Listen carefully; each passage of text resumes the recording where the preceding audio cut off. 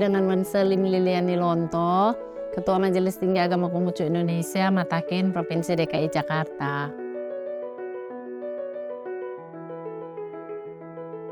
Bencana menurut perspektif agama Konghucu itu ada dua, yaitu bencana yang memang ujian dari Tuhan ya. Kedua dari kecerobohan manusia itu sendiri. Jadi kita mengenal konsep tientiren atau konsep sanca itu hubungan kemuliaan antara manusia dengan Tuhan, hubungan manusia dengan alam semesta, dan hubungan manusia dengan manusia. Jadi kalau terjadi bencana, karena juga memang ulah manusia itu sendiri, itu adalah tanggung jawab dari kita sebagai manusia.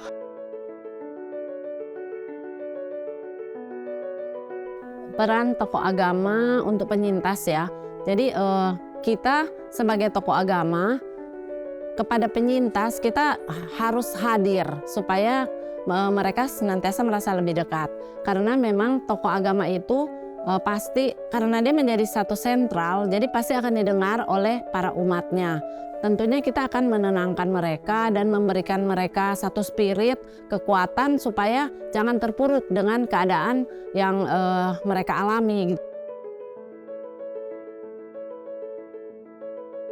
Sebagai tokoh agama, kita perlu memberikan dukungan psikologi awal ya, karena para penyintas itu biasanya pada saat kejadian mereka kan mendapat cobaan yang tiba-tiba dan yang tidak mereka inginkan ya. Nah, kita sebagai tokoh agama, kita tentunya harus bisa menenangkan mereka, memberikan kesejukan sehingga mereka merasa aman, merasa nyaman dan tetap bermartabat gitu. Jadi kita sebagai tokoh agama harus bisa berperan supaya benar-benar apa yang kita suarakan dapat didengarkan dan menjadi penyemangat bagi para penyintas gitu.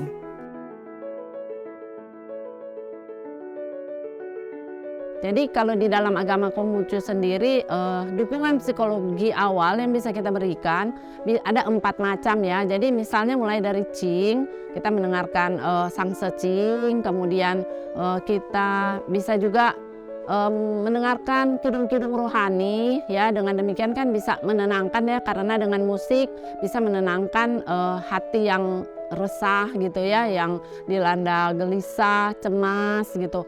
Kemudian bisa juga dengan cara bermeditasi atau Qingquo. Dengan demikian pikiran bisa lebih dipusatkan supaya kita bisa lebih tenang menghadapi segala cobaan dengan kita bermeditasi. Dan terakhir tentunya kita jangan lupa untuk bersembayang ya, bersembayang atau berdoa kepada Tian, memohon kekuatan agar supaya kita bisa melewati segala cobaan ini dengan baik. Ya, bencana yang datang dari Tuhan itu bisa dihindari, tetapi bencana yang dibuat sendiri oleh manusia itu tidak bisa dihindari.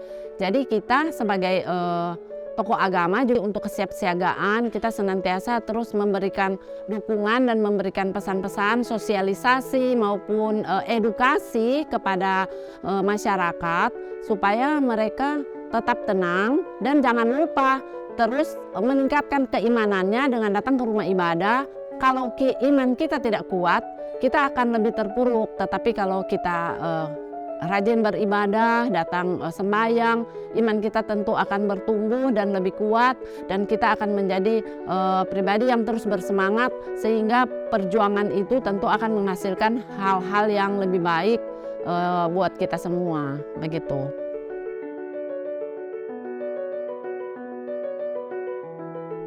Jadi kalau misalnya terjadi bencana, para umat nggak usah bingung, nggak usah panik. Kita mengajak semua tokoh-tokoh agama untuk saling berkolaborasi. Karena kebencanaan itu adalah masalah kemanusiaan. Dan kalau sudah menyangkut kemanusiaan, kita sudah tidak bisa bilang, oh itu yang terkena dampak itu adalah agama ini atau agama itu. Tetapi kita sudah harus terjun secara bersama, bergotong royong untuk bagaimana kita membantu para penyintas. Karena di 4 penjuru lautan kita semua ini bersaudara.